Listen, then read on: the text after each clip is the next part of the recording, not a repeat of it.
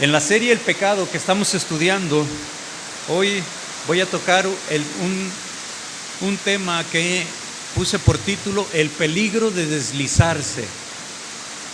Y si me hace favor de buscar el Salmo 73, versículo número 1, por favor.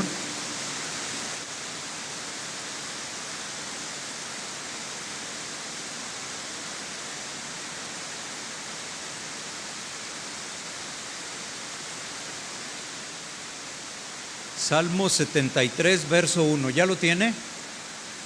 Vamos a leer. Dice la Escritura: ciertamente es bueno Dios para con Israel, para con los limpios de corazón. En cuanto a mí, casi se deslizaron mis pies, por poco resbalaron mis pasos. Vamos a orar. Señor, te damos gracias por este día de reunión. Te agradecemos, Dios, que estamos aquí. Te doy gracias por cada persona que hoy ha venido, Señor. Tú nos conoces a todos, sabes la necesidad que tenemos de tu palabra. Por cada situación que estamos pasando, tú la conoces, Señor. Y hoy te pedimos que nos bendigas, que tu palabra sea el alimento para cada persona que hoy ha dispuesto un tiempo en venir, Señor. Te lo pedimos, Señor, en el nombre de Jesucristo. Amén y amén. Dice el versículo número 2: en cuanto a mí, casi se deslizaron mis pies. Dice el salmista: por mi parte yo reconozco que estuve a punto de pecar. Hay otra versión en la traducción al lenguaje actual. Este mismo pasaje dice en el versículo número 2 también, ¿verdad? Por supuesto, dice estuve a punto de pecar, casi caía. Se lo voy a leer. Dice: yo estuve a punto de pecar, poco me faltó para caer, poquito me faltó para caer, ¿sí? Y algo muy interesante, dice: por poco resbalan mis pies. Y en el versículo siguiente, en el versículo número 3, dice: porque tuve envidia. ¿Sí? Tuve envidia. ¿Usted ha tenido envidia alguna vez? Seguramente sí, pero no la identificamos como tal. Es muy difícil que podamos decir: sí, yo sí he tenido envidia. No lo decimos, es algo de repente, quizás lo sentimos como una molestia cuando miramos alguna noticia, ¿verdad? Y bueno, pues qué interesante, ¿no? Poder reconocernos si nosotros hemos sentido envidia alguna vez. El salmista decía: se deslizaron mis pies porque tuve envidia de cómo a la gente mala le va bien. Eso es lo que está diciendo. Si después usted repasa todo el capítulo 73, se va a dar cuenta de que dice eso. De hecho, el subtítulo dice: el destino de los malos. ¿No se ha fijado? Es el mismo sentir que hay hoy en día que se tenía en los tiempos de los salmos, cuando la gente miraba que a los buenos, a la gente buena, a la que aparenta ser gente buena, ¿verdad? Que uno los ve que es buena persona, pues les va mal. Dices: oye, ¿cómo que se murió tal persona? Si era re buena gente, era bien amable. Y aquellos que andan en malos pasos, los delincuentes y todo, míralos cómo están. Ni gripa les da, ¿sí? Ni se enferman. Entonces hay gente que ve eso y luego, pues el salmista decía eso. Pero fíjate, en el verso 17 hace una reflexión el salmista. Y dice, yo te lo leo en la traducción al lenguaje actual, pero dice: entonces fui al santuario de Dios, entré a la presencia de Dios, y fue ahí donde entendí. ¿Sí? ¿Qué fue lo que entendió? Bueno, que a la justicia de Dios nadie escapa. Eso es una apariencia, ¿verdad? En la Biblia hay grandes advertencias sobre deslizarse, sobre resbalarse, ¿sí? Esto es para decir que hay un riesgo en empezar una relación con Dios, una relación con Jesucristo y luego volver a la vida anterior. O sea, empezar a tener comunión con Dios, empezar a tener temor a Dios, dejar de hacer algunas cosas, pero luego volver a la vida antigua, a la vida sin Dios. ¿Sí? Hay un peligro ahí en eso. Jesús dice en Lucas 9, verso 62, no lo busque, dice que cualquiera que pone su mano en el arado y mira hacia atrás no es apto para el reino de Dios. En los tiempos bíblicos, en los tiempos del Evangelio, pues Jesús utiliza esta analogía para que las personas pudieran entender. Usted ya se imaginará cómo era la forma de trabajar el campo en aquellos tiempos. En el arado, con las bestias jalando, ¿verdad? Bestias con una fuerza impresionante, el arado clavado en la tierra. Y imagínense la fuerza para que estos animales pues pudieran arrastrar eso y se pudieran hacer los surcos, como les decimos nosotros por acá, ¿verdad?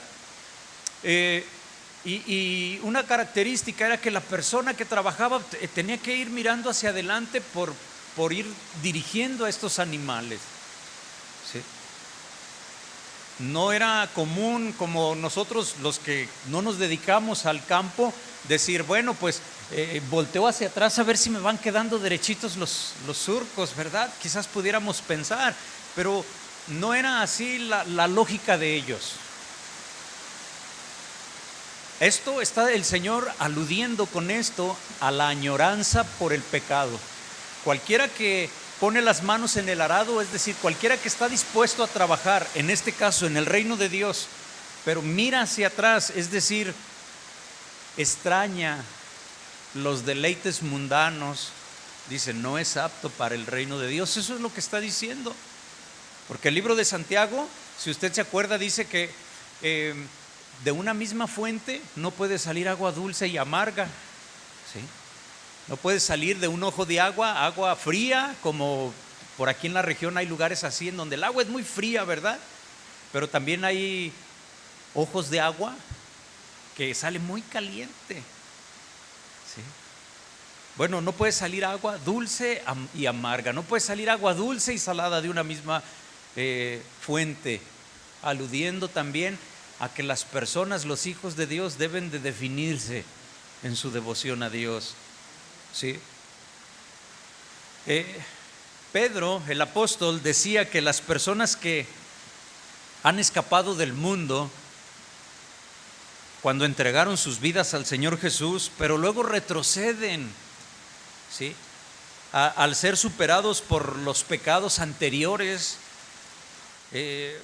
dice segunda de Pedro 2, versículo número 20 hasta el 22, un pasaje que en algunos servicios últimamente se ha hecho referencia a él.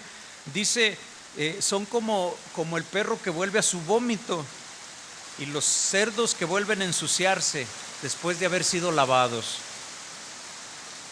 Para un animalito, para la mascota, para el perrito, cuando come lo que vomitó, para nosotros es algo desagradable, pero para estos animales no. Entonces, el conocer de Dios, tener un llamado a vivir una vida diferente, agradarlo a Él y luego después empezar a hacer aquellas cosas que ofenden a Dios, es como esa situación, el perrito que vuelve a su vómito y lo come. Es decir, las personas lo hacen y ya no sienten ningún pesar que sentían cuando iniciaron su relación con Dios. Se acostumbraron, volvieron a la naturaleza antigua, así como es la naturaleza del cerdo refrescarse, y si hay lodo mejor porque pues es su naturaleza. Eso es lo que se trata de decir. Debemos de tener cuidado de nuestra naturaleza pecaminosa. ¿Sí? Vamos a buscar Hebreos capítulo 6, verso 4.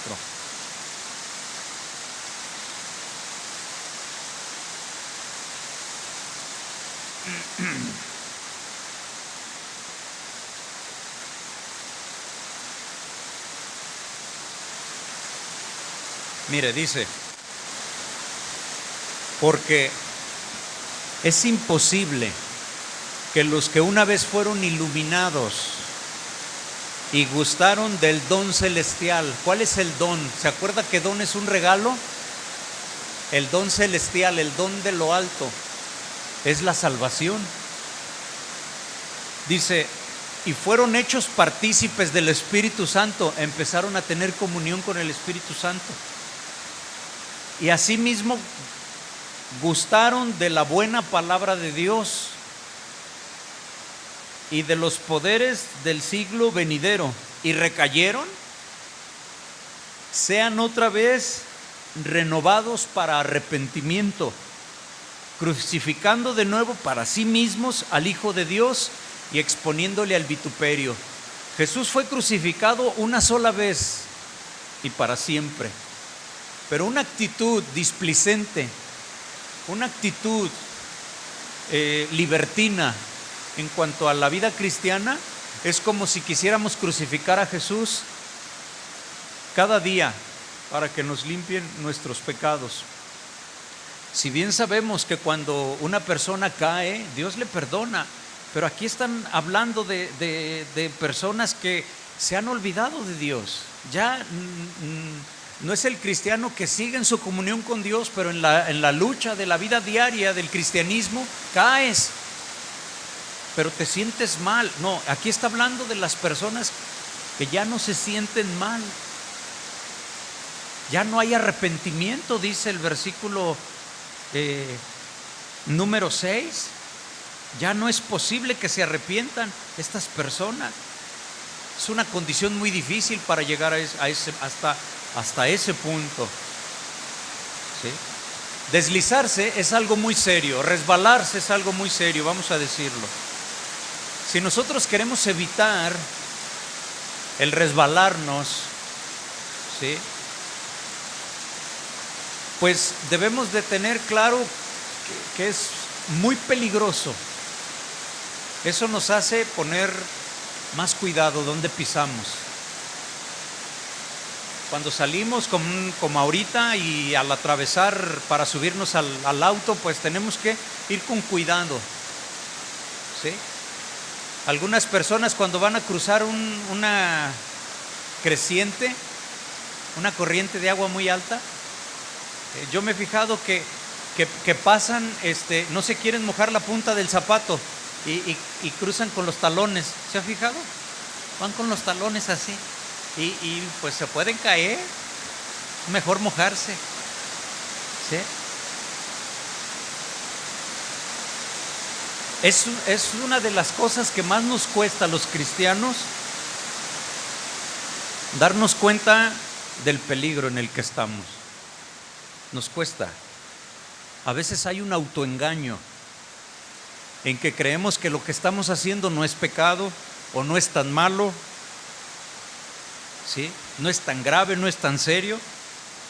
El problema de deslizarse, de resbalarse, hablando en lo espiritual, ¿sí?, como decía el salmista, por mi parte estuve a punto de resbalarme porque sentí envidia. Eso habla de que él reconoció, ¿sí? El problema de deslizarse, de resbalarse es gradual. Sucede de a poquito, ¿sí? El hijo pródigo, si nosotros analizamos esta historia del hijo pródigo, ¿se acuerda del hijo pródigo? Pródigo, le repito, o le acuerdo que quiere decir despilfarrador, ¿sí? ¿Qué quiere decir pródigo? Despilfarrador. Es que lo hago para ver si me oyen los de atrás, que yo no me oigo. Bueno, este hijo despilfarrador que encontramos en Lucas 15:11, vamos ahí. Lucas capítulo 15, versículo número 11.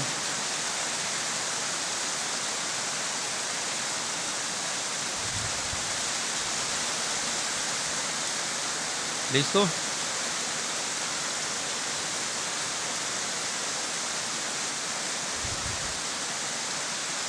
dice, también dijo, un hombre tenía 2 hijos, y el menor de ellos dijo a su padre, Padre, dame la parte de los bienes que me corresponde, y le repartió los bienes.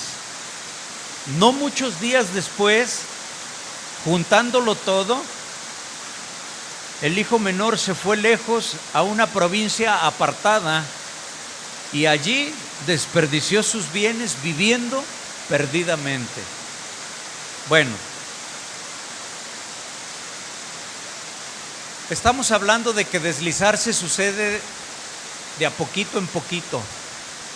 Se va uno haciendo más confiado, ¿sí? ¿Cuántos de aquí manejan moto? Levanten la mano. Manejan moto, no que manejan motos. Así de, usted me entiende, ¿no?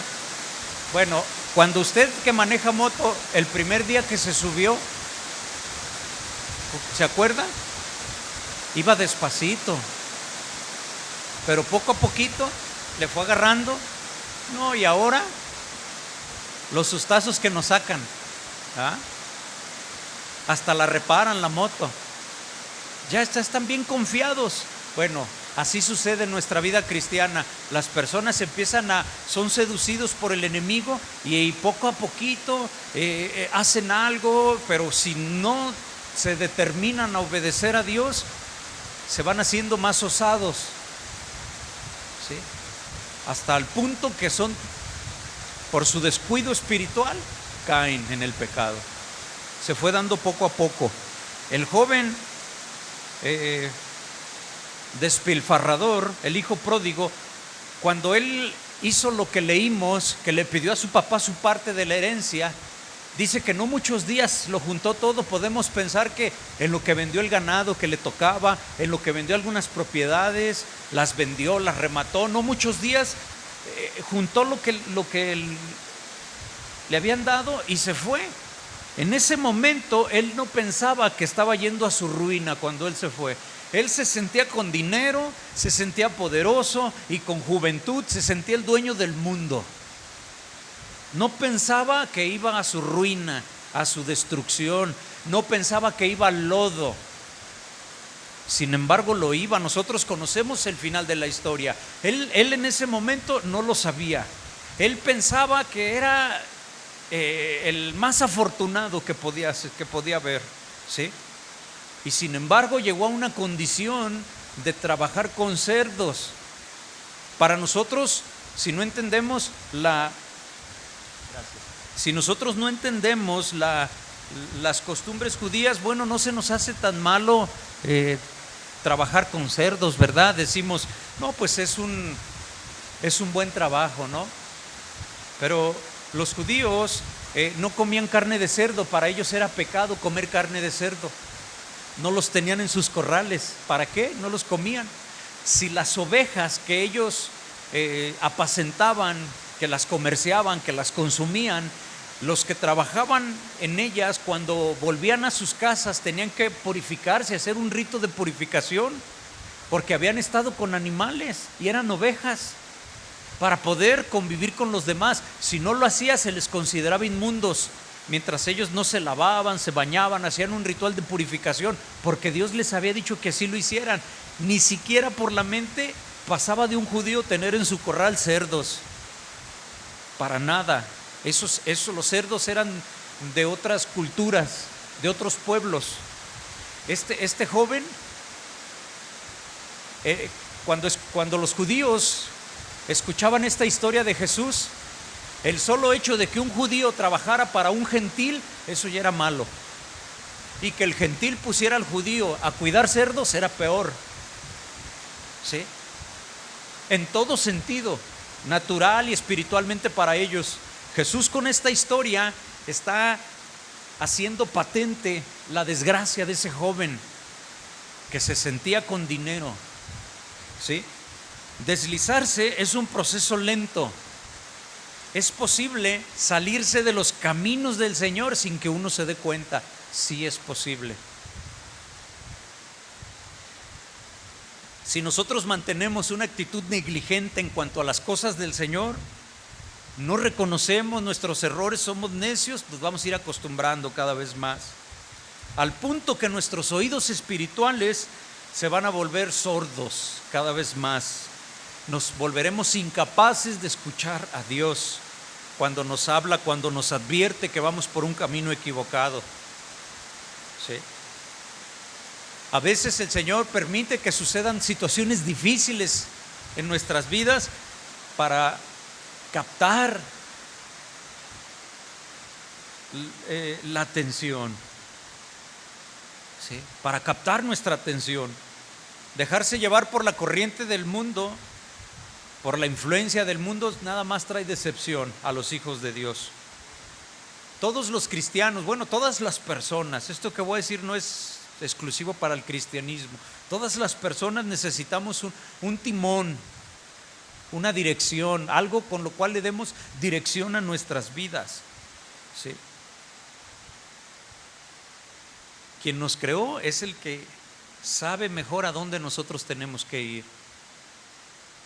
El día de ayer me pedían consejo un matrimonio, se había alejado, habían vuelto a los caminos del Señor, y el consejo era si había que meter a su hijo a un centro de rehabilitación o no. Entonces, pues platicando con ellos, y pues estuvimos platicando un buen tiempo ahí con ellos, yo les hacía una observación y les decía: miren qué bueno que regresaron al Señor, pues fue lo mejor. Y nos dicen, no, me empezaron a contar todas las cosas que les habían sucedido, ¿verdad? Ellos a punto de divorciarse. Y les digo, y no nada más eso, miren lo de su hijo, ¿sí? Jovencito, apenas de 18, 19 años, y pues metido en las drogas. Y la Biblia dice que nuestros hijos son como una flecha en nuestras manos, en las de los papás. Entonces tú le das la dirección a tus hijos y les sueltas, porque cuando tú quieres pegar en el blanco, pero a veces los papás no saben y desperdician el tiro, por la negligencia se desvían los hijos en lo que compete a la responsabilidad de los papás.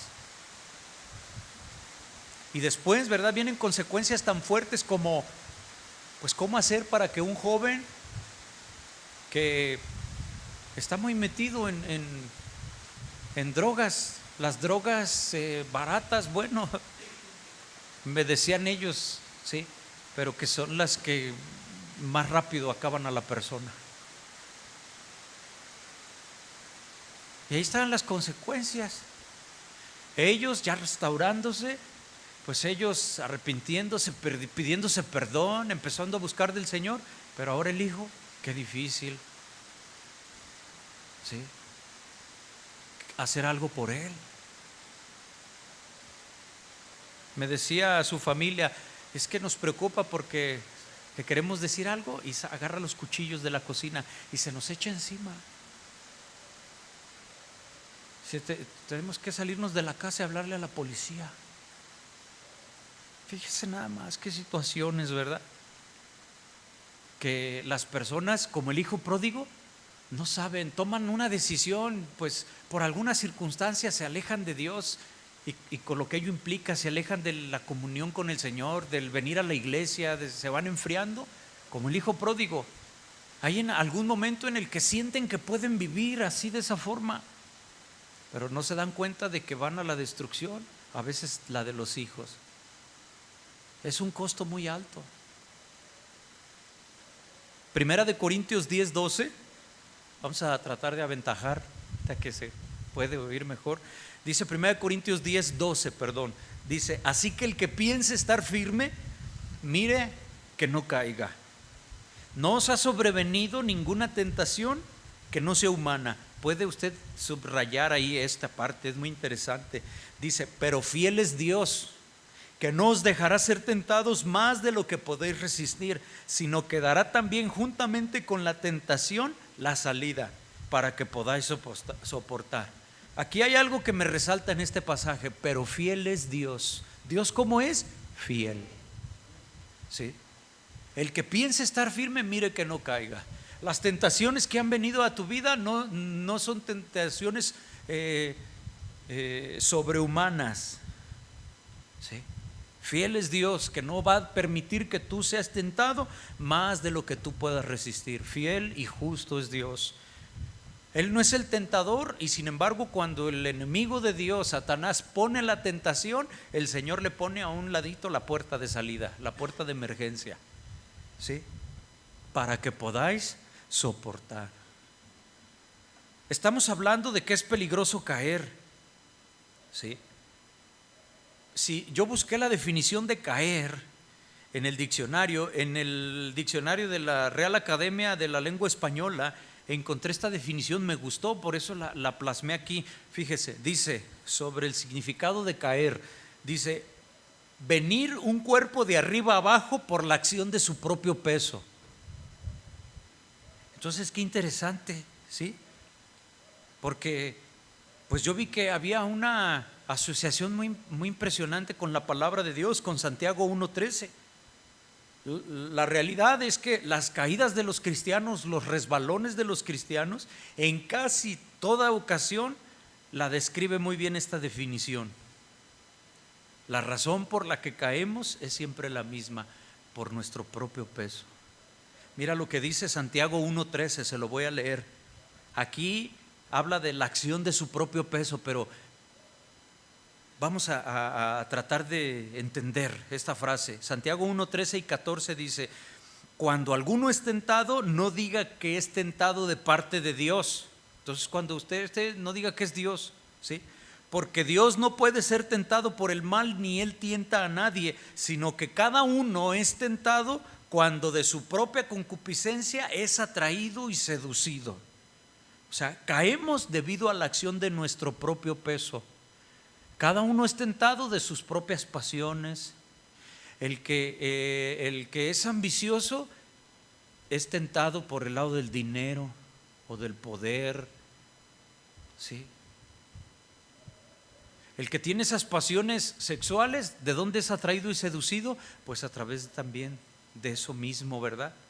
Entonces cae a la acción de su propio peso. Nuestras acciones son las que nos hacen caer. Dios no nos empuja, dice este pasaje, ¿verdad? Y el diablo no nos puede obligar. Nosotros escogemos lo que debemos hacer, ¿sí? Todo esto no sucede de buenas a primeras. Le repito, es un proceso que toma tiempo desarrollar, pero lo que sucede es que la hipocresía en el ser humano esconde el proceso hasta que finalmente explota. Queremos aparentar las cosas que no son. Estamos mal con Dios y en lugar de venir y ponernos a cuentas con Él, tratamos de aparentar que todo está bien. Y esto nada más es algo que va haciendo que te resbales, que te veas hundido, ¿sí? El que piensa estar firme, mire que no caiga. Por ejemplo, un hogar feliz no se rompe de un día para otro, ¿sí? No es así, por lo general no es así.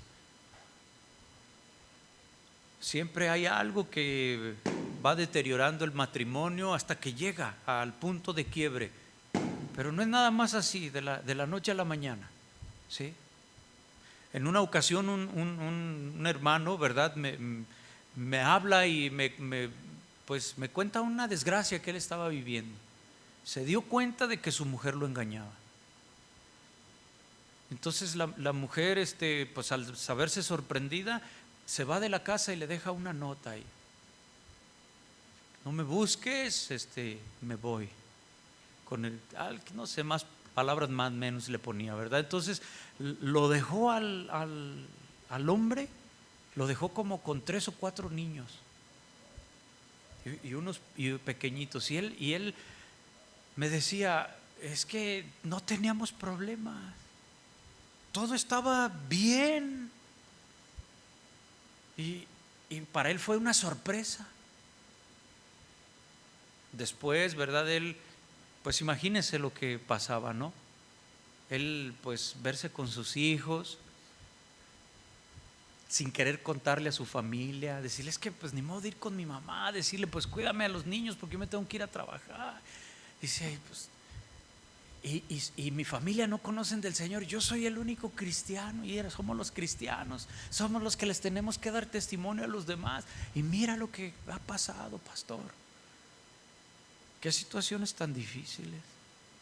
Pero platicando con él, después nos dimos cuenta de que pues no fue de la noche a la mañana la decisión que esta mujer tomó. Ya venía ahí dándose, sí, el adulterio se venía dando, ¿verdad? Hasta que fue descubierta. Dice la palabra de Dios que no hay nada oculto que no salga a la luz. Sí. Entonces, vemos nosotros que pues antes de una separación matrimonial, bueno, pues hay falta de comprensión, no hay buena comunicación, tantas cosas, ¿verdad? Lo mismo podemos poner el ejemplo de las finanzas. Los recursos financieros, o el que alguien llegue a la quiebra, no ha sido de la noche a la mañana, sino que ha sido un proceso que no se detuvo, que no se alcanzó a mirar. Y fue poco a poco hasta que la persona se encontró en quiebra o hasta que la persona está endeudada completamente. Pero no fue de la noche a la mañana. Un problema económico no fue de la noche a la mañana. En la mayoría de los casos podemos decir que no ha sido así. Habrá alguna rara excepción por ahí, ¿verdad? Que alguien se metió y se robó desde el colchón y ahí tenías todo, o no sé. Pero las malas decisiones, el despilfarro se va dando hasta que llega un punto en el que pues se encuentra uno pues en una situación difícil. La caída de los cristianos es un proceso así, gradual. El enemigo, las tinieblas no nos pueden forzar a hacer nada malo. Son siempre el enemigo está con dardos, pero el Señor nos ha dicho que tenemos un escudo para parar los dardos del enemigo. Nosotros somos los que escogemos la bendición o la maldición. Las cosas que causan la caída del cristiano son cosas que han ido socavando nuestra fe por largo tiempo. Son cosas que sin darnos cuenta hemos permitido, ¿sí? Le hemos abierto la puerta al enemigo también. Y damos lugar pues a lo que la Biblia menciona: codicia, envidia, celos, rencor, ira. Y a veces no somos, ¿verdad? No alcanzamos o no queremos ver y no reconocemos. Hace un momento cuando yo preguntaba que si usted ha sentido envidia, bueno, pues somos como que lo reconocemos porque decimos, pues es que los seres humanos no somos perfectos. Pero si hablamos, ¿usted está amargado? Pues como que en primer impulso es decir no. Pero si nos metemos a la presencia de Dios, quizás ahí el Señor nos empieza a hablar y nos empieza a mostrar y terminamos reconociendo, sí, Señor, yo soy esto y aquello, sí, y necesito, Señor, pues que hagas esa obra en mí. Pero qué difícil es ver los errores nuestros. Muy fácil ver los errores de los demás, ¿verdad que es muy fácil ver los errores de otros? Y los errores de uno cuesta un poco más de trabajo. Si nosotros preguntáramos por qué tantos cristianos, ¿verdad? Pues caen, vuelven a su vida antigua, desertan de los caminos del Señor. Una de las principales razones, pudiéramos decir, es que pues permitieron que el diablo los separara de su primer amor, de su comunión con el Señor. ¿Sí? Hay muchos cristianos que se enfrían o de hecho de otra forma pierden su interés en el Señor. Pierden su interés en la oración, pierden su interés en asistir a los servicios, raramente testifican del amor de Dios, de la misericordia del Señor, del perdón de Dios. Sí. Si usted es una persona que en su trabajo continuamente menciona al Señor y a Dios, pues usted se está enlazando con los dichos de su boca y se está comprometiendo a dar testimonio. Y eso nos ayuda porque eso es como un freno para tener un comportamiento agradable a Dios ahí en el trabajo o en donde estemos. Pero a veces el no hablar del Señor, pues es a ver si me entiende, es deliberada, pero inconscientemente no hablamos del Señor para no tener ese compromiso, ¿sí? Tener un perfil bajo. Y pues Dios quiere que nosotros mostremos, dice que la luz no se esconde, no se pone debajo de la mesa, la luz se pone encima, se pone en el candelero para que alumbren. Esa es la luz de Cristo, somos el reflejo del Señor. Y debemos dar testimonio, ¿sí? Entonces nosotros tenemos que darnos cuenta de nuestros errores, hermano. ¿Sí? Haciendo una recapitulación de lo que hemos estado hablando hoy, por si no se escuchó por poquito por la lluvia, ¿verdad? Cuando nosotros permitimos que los deseos de la carne gobiernen nuestra vida, cuando nosotros cedemos al pecado, entonces comenzamos lentamente a separarnos del Señor, a morir, podemos decir eso. Sí. No vamos a morir físicamente, no nos referimos a eso, pero sí empezamos a decaer espiritualmente. Por cada pecado que cometemos y no nos ponemos a cuentas del Señor, no sentimos mal, comenzamos el proceso de caer, ¿sí? Ya no estamos mirando bien, somos susceptibles a resbalarnos, matar la obra de Dios que Él ha iniciado en nosotros.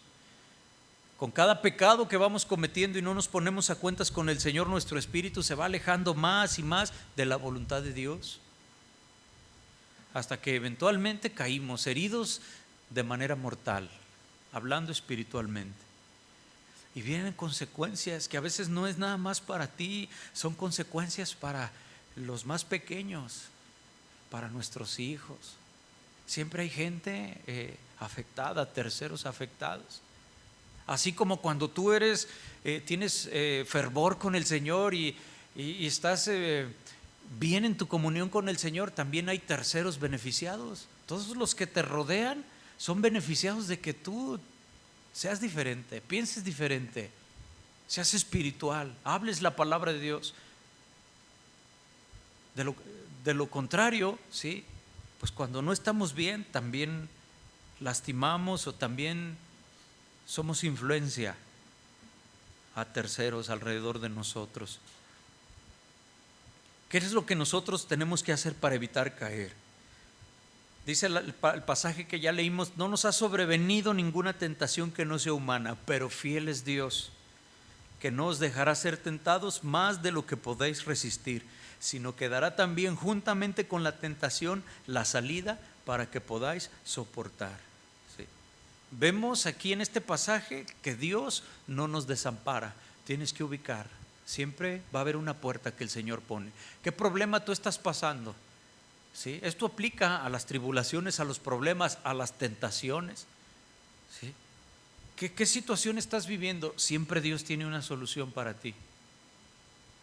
Pero tenemos que detenernos, mirar bien, orar, que el Señor nos tranquilice, que el Señor ponga paz en nuestros corazones y podamos ver la puerta de emergencia. Es decir, podamos ver la respuesta de Dios a nuestras peticiones, a nuestras oraciones. Sí. En todo tiempo de tribulación y de prueba, Dios siempre está con nosotros, pero fiel es Dios. Cuando usted esté a punto de la desesperación, recuerde estas palabras del Señor: pero fiel es Dios, no me dejará. Fiel es Dios. ¿Sí? El proceso de la caída de un cristiano es lento, dijimos. Eso es algo que se va produciendo a través de las tentaciones, también dijimos eso. ¿Sí? Por eso la palabra de Dios, las predicaciones, los estudios, ¿sí?, pues siempre tratan de llevarnos a mantenernos alertas. La palabra de Dios es como una trompeta que nos previene del peligro, ¿sí?, para que las tentaciones no nos sorprendan, para que nosotros estemos preparados para poder combatirlas. Entonces, hermanos, no podemos nosotros permitirnos, darnos el lujo de abrirle la puerta al enemigo y nos confunda, que nos atrape en una de sus trampas. Dice la palabra que Dios nos ha hecho libres, ¿sí? Que conoce la verdad lo hace libre. La palabra de Dios nos mantiene libres en todo momento, en todo tiempo. Entonces, cuando nosotros nos vemos confrontados con las situaciones y las tentaciones de la vida diaria de este mundo, tomémonos siempre un tiempo para hacernos algunas preguntas. ¿Qué desea Dios de mí? ¿Qué quiere Dios en mi vida? Este tipo de reflexión, este tipo de mirar hacia tu interior es útil. ¿Qué quiere Dios en mí? ¿Qué es lo que Dios quiere para mí? Y te vas a dar cuenta de que tú vas a empezar a responder esa pregunta. ¿Qué estoy haciendo yo para estar bien con Dios? Pregúntate esas cosas en el tiempo que tienes en tu comunión con el Señor, por las mañanas o por las noches, a la hora que sea, ¿sí? ¿Qué estoy haciendo yo para agradarte, Padre bendito? Si tú, ¿cuál es el papel que desempeñas? ¿Eres padre o eres mamá? Tú puedes decirle al Señor: estoy cumpliendo el rol que tengo, soy el papá que debo de ser, soy la mamá que mis hijas o mis hijos necesitan, soy el hijo que tú quieres que sea, Señor, el hijo que mis papás necesitan. ¿Cuál es tu rol? Y podemos preguntarnos eso, y eso va a ser útil, porque Dios te va a confrontar. Y entonces esas preguntas te van a llevar a la humildad. Y entonces, cuando estás en humildad, Dios puede trabajar contigo, porque Dios al humilde lo bendice y al soberbio lo retira, dice su palabra. Vamos a hacer una oración. Le voy a pedir que se ponga de pie, por favor, si es tan amable.